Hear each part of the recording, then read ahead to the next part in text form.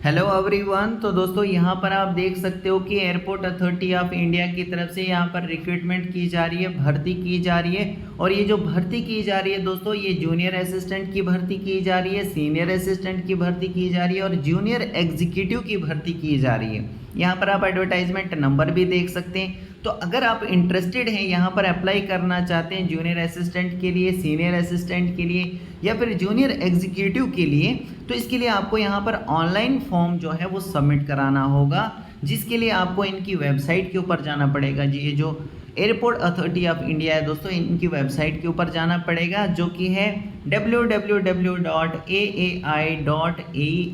तो इस वाली वेबसाइट पर जब आप जाएंगे तो ऑनलाइन यहाँ पर जो है फॉर्म सबमिट कर पाएंगे।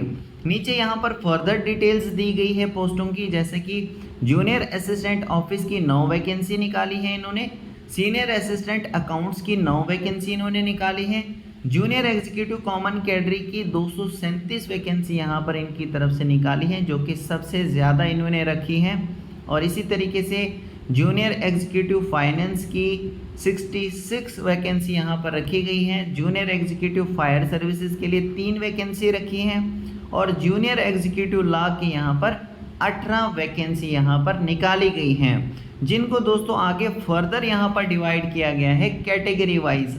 जैसे जूनियर असिस्टेंट ऑफिस की 9 वैकेंसी टोटल निकाली गई हैं, जिनमें अनरिजर्व वालों के लिए 6 रखी गई हैं, ओबीसी के लिए 2 और एससी के लिए 1। इस तरीके से एक्स सर्विसमैन कैटेगरी वालों के लिए 1 रखी गई है।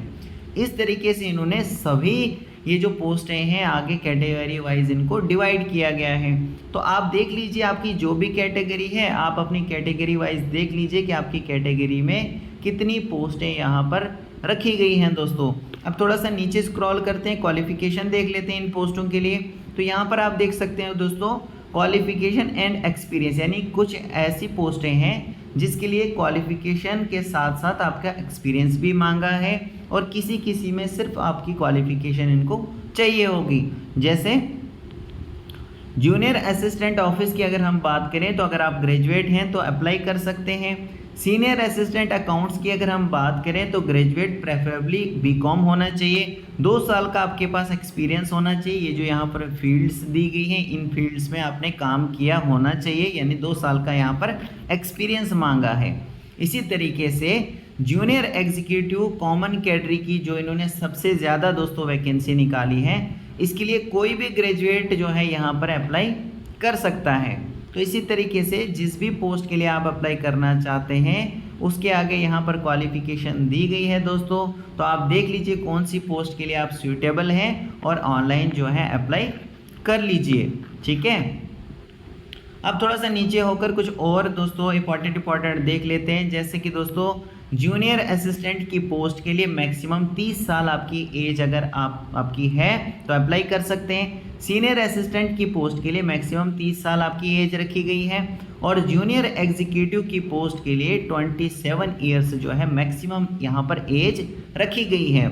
इसके अलावा यहाँ पर एज में रिलैक्सेशन भी मिल जाता है। जैसे एससी और एसटी कैटेगरी से अगर आप बिलोंग करते हैं 5 साल का आपको एज में छूट मिल जाएगा।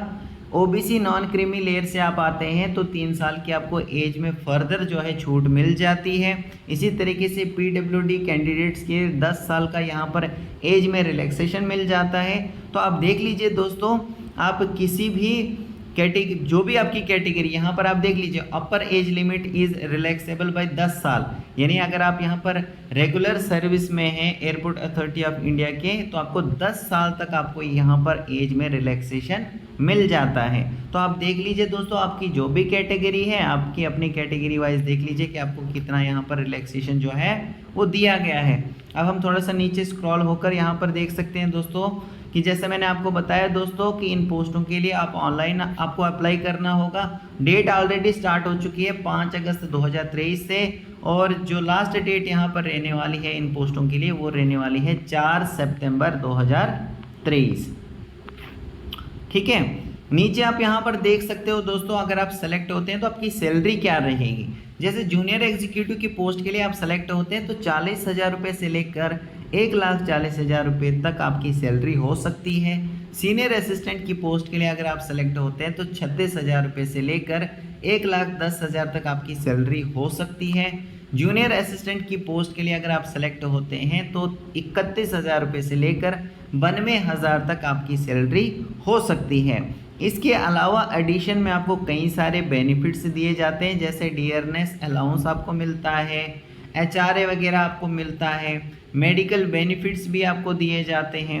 ठीक है, तो ये एडिशन में आपको मतलब सैलरी के ऊपर आपको ये एडिशनल बेनिफिट्स दिए जाते हैं। थोड़ा सा नीचे स्क्रॉल करते हैं, कुछ और इम्पोर्टेंट देख लेते हैं दोस्तों।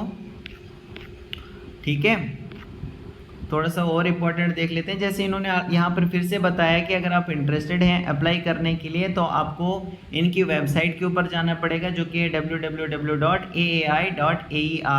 और उसके कैरियर सेक्शन में आप जाओगे तो वहाँ पर आप यहाँ पर अप्लाई कर पाएंगे दोस्तों। इसके अलावा जब आप ऑनलाइन अप्लाई करोगे दोस्तों, आपको अपनी ईमेल आईडी और फ़ोन नंबर जो है वो वैलिड देना है, ताकि दोस्तों आगे चलकर मान लीजिए आपको ये ईमेल के थ्रू या फिर आपके फ़ोन में कुछ SMS वगैरह अगर ये भेजेंगे आपको, तो उसमें आपको कोई परेशानी जो है वो फेस करनी ना पड़े दोस्तों।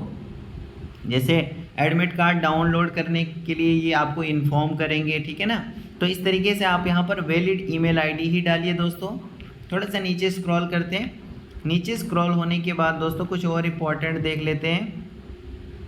जैसे कि दोस्तों अगर हम फीस की बात करें तो इन पोस्टों के लिए यहाँ पर 1000 रुपीज़ यानी कि दोस्तों 1000 रुपये यहाँ पर फीस जो है वो रखी गई है।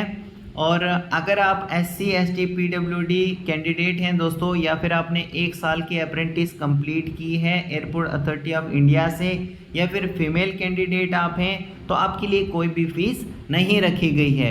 बाकियों के लिए कितनी रखी गई है? 1000 रुपये यहाँ पर फीस रखी गई है। और नीचे दिया गया है कि किस तरीके से आप यहाँ पर अप्लाई कर सकते हैं, जैसे कि डेबिट कार्ड से कर सकते हैं, क्रेडिट कार्ड से कर सकते हैं, इंटरनेट बैंकिंग से कर सकते हैं, IMPS, cash card, mobile wallet. ठीक है, तो ये कुछ मोड्स दिए गए हैं कि इस तरीके से आप ऑनलाइन फीस जो है इसके लिए पे कर सकते हैं। ठीक है, तो मैं होप करता हूँ दोस्तों कि आपको ये सारी चीज़ें क्लियर हो चुकी होंगी दोस्तों। So thank you very much.